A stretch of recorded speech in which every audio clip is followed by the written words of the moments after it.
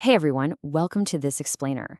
I was recently looking into how the South African legal system actually handles absolute real time crises. Those moments where literally every second counts. And honestly, it's absolutely fascinating. We're talking about something called Uniform Rule 612, which basically acts as the ultimate emergency stop button for civil litigation.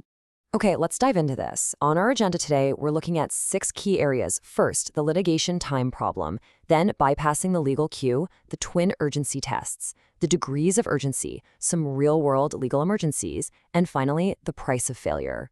Let's get started. Section 1. The litigation time problem. So, to really understand the cure here, we first have to understand the disease, right? The fundamental problem with standard civil litigation is that the wheels of justice turn incredibly slowly. I mean, in a normal high court case, timelines span across weeks, sometimes months. But out in the real world, crises don't exactly run on a convenient court schedule.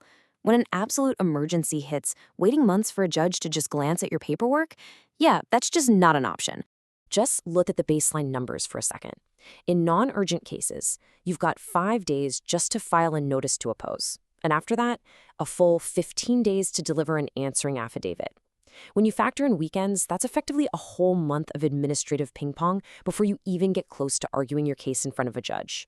If your house is literally or even figuratively on fire, 15 days is an absolute eternity. Section 2. Bypassing the legal queue. Now, this is exactly where the legal system throws us a lifeline. Enter Uniform Rule 612A. Technically speaking, this rule grants a judge the immense discretion to completely dispense with the ordinary forms and service periods prescribed by court rules. Think of it like a golden ticket. It allows the court to entirely override its own procedural handbook when reality just absolutely demands it. And what this brilliantly illustrates is your ability to basically skip the queue. Rule 612 aggressively compresses the whole timetable. So, depending on the specific emergency, an applicant might give the respondent only a few days to reply. And in really extreme cases, you might only give them a few hours before you're standing right in front of a judge in the urgent motion court. Section 3. The twin urgency tests. Now, you might be wondering, if everyone could just skip the queue, there wouldn't really be a queue at all, right? It would just be pure chaos. So skipping the line is definitely not easy. A court is never going to grant this just because it's convenient or a commercial preference for you. To survive this strict procedural gauntlet, Rule 612B dictates a really strict two-pronged test. Step 1 is showing the explicit circumstances of urgency, and Step 2 is proving you'll have no substantial redress in due course. Let's look a little closer at both of those. So, for step 1, the timeline of your objective facts is scrutinized heavily.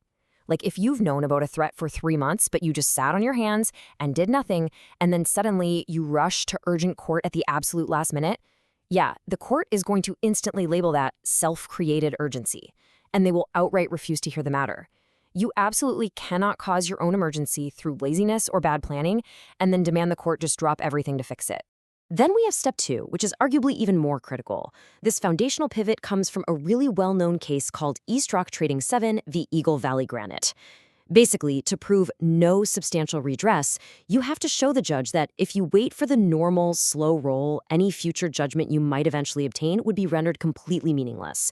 The impending loss you're facing, it must be totally irreversible. Section 4. The degrees of urgency. Let's move to the next point and see how this builds. Because not all emergencies are created equal, and the court definitely knows this. Urgency is fundamentally a matter of degree, and that's governed by cases like Luna Mabel Vervaardigers v. Machen. So first, we have standard urgency, where you file by Thursday at noon to get on next Tuesday's roll. Then it escalates to extreme urgency, where judges are literally on duty 24/7, 365, hearing matters in the middle of the night or on weekends. And finally, you have the absolute extreme, immediate. Now, that immediate tier is often done what's called ex parte, which means bringing an application without notifying the respondent at all. Zero notice. Why do that? Well, because sometimes giving notice would completely defeat the purpose. Imagine an Anton Pillar search warrant. It's essentially a surprise civil search warrant.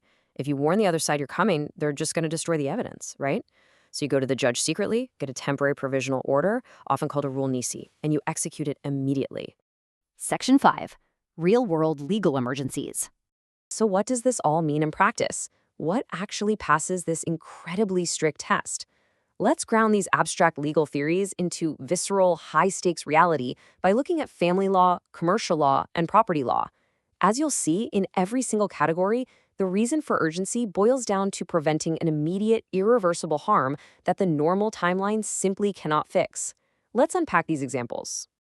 Okay, imagine a family law crisis. One parent is currently at War Tambo International Airport, right now, about to board a flight to permanently remove a minor child from the country without the other parent's consent. Why is this an absolute emergency? Because the second that aircraft lifts off and leaves South African jurisdiction, standard timelines completely fail. International laws step in and make recovery vastly more complicated.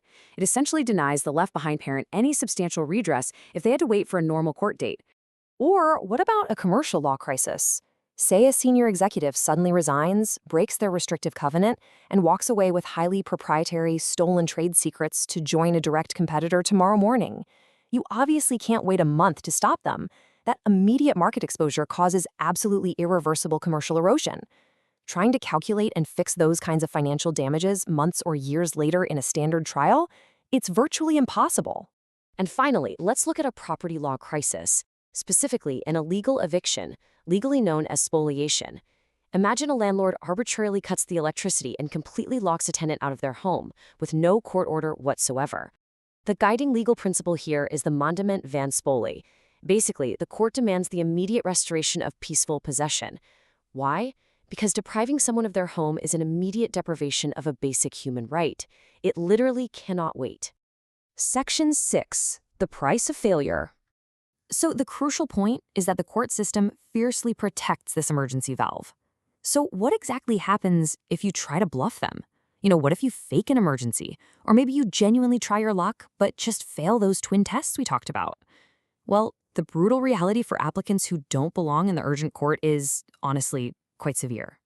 The court has a total zero-tolerance policy for abuse. If the judge decides the urgency was self-created or just unjustified, the actual merits of your case, completely ignored at that stage. You don't even get to argue who is right or wrong. The judge simply strikes the matter from the urgent roll. Now you're left with a stalled case that you have to completely re-enroll at the very back of the ordinary slow line. And to add insult to injury, the judge will usually slap you with an adverse, punitive cost order for wasting the urgent court's precious time. It is a massive financial penalty. Which leaves us with this provocative final thought. Rule 612 is genuinely a brilliantly designed system. It's an emergency valve ready to deploy in hours to prevent irreversible harm.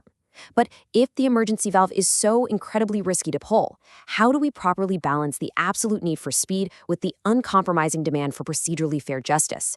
It's a really fragile balance that these judges have to navigate every single day. Thank you so much for joining me for this explainer. Keep asking the tough questions, and I'll catch you in the next one.